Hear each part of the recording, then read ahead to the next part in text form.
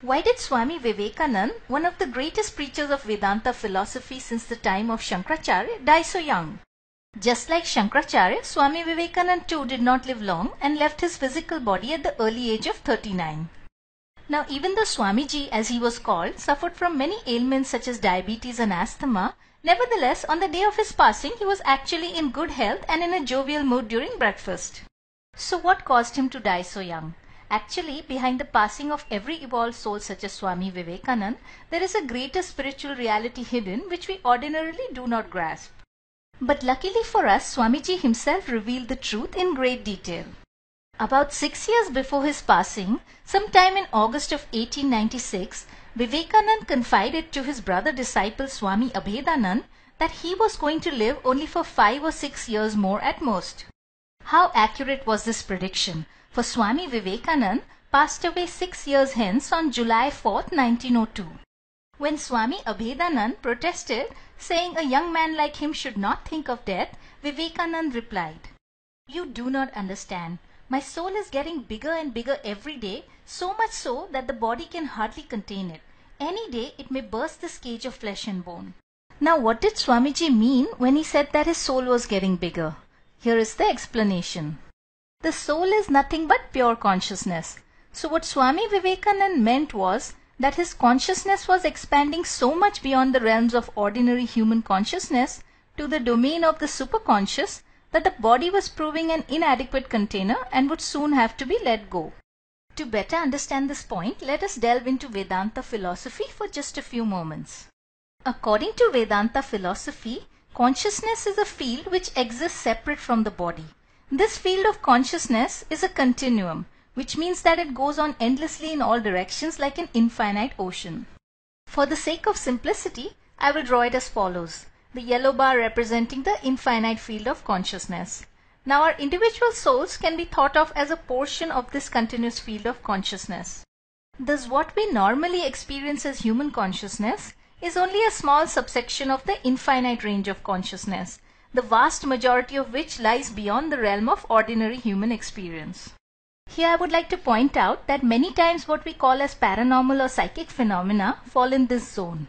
This is similar to light, where we are able to see only a few frequencies out of the full spectrum, but certain insects such as bees can pick out many more colors. Now Vedanta tells us that different living beings experience different portions of this one continuous spectrum of consciousness. Take for example the ant. Compared to us, it has significantly lower amounts of consciousness. An ant is not aware of the traffic jam outside, nor does it worry about picking the kids up from school. In other words, the soul of the ant is in a state of restricted consciousness or limited awareness about the world. Many things exist beyond its ant world of which it is completely unaware. Now let us say that the soul or consciousness of the ant expands so that it becomes aware of more things.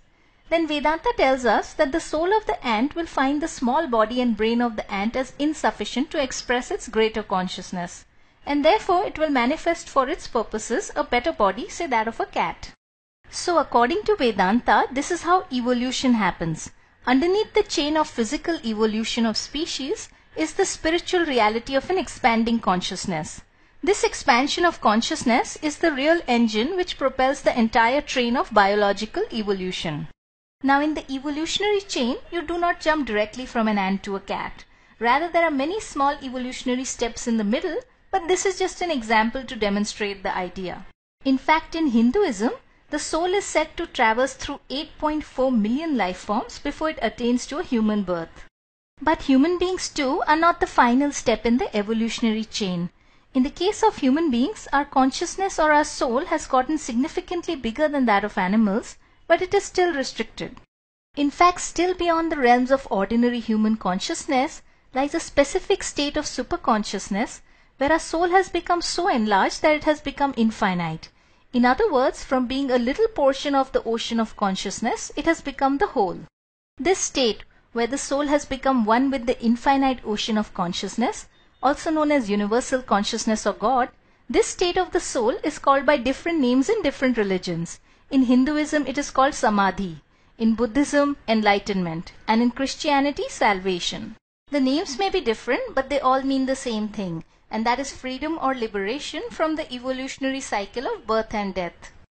For in this ultimate state of superconscious samadhi, the soul is finally free. Its infinite consciousness can no longer be confined to the finite body, and the body is let go. This state of samadhi was attained to by Swami Vivekananda, by his Guru Sri Ramakrishna, by Sri Aurobindo, by Ramana Maharishi, and in our present times by my highest Guru Sri Ram Sharma Acharya. This state of superconscious enlightenment was also attained to by Jesus and by Buddha, and this final state of freedom alone is the goal for all of us, right down to the little ant. This brings us to the end of our presentation. Thank you so much for watching. If you have further questions in your heart surrounding God, soul, consciousness, life and death, then be sure to visit my website, The Spiritual Bee, at www.spiritualbee.com.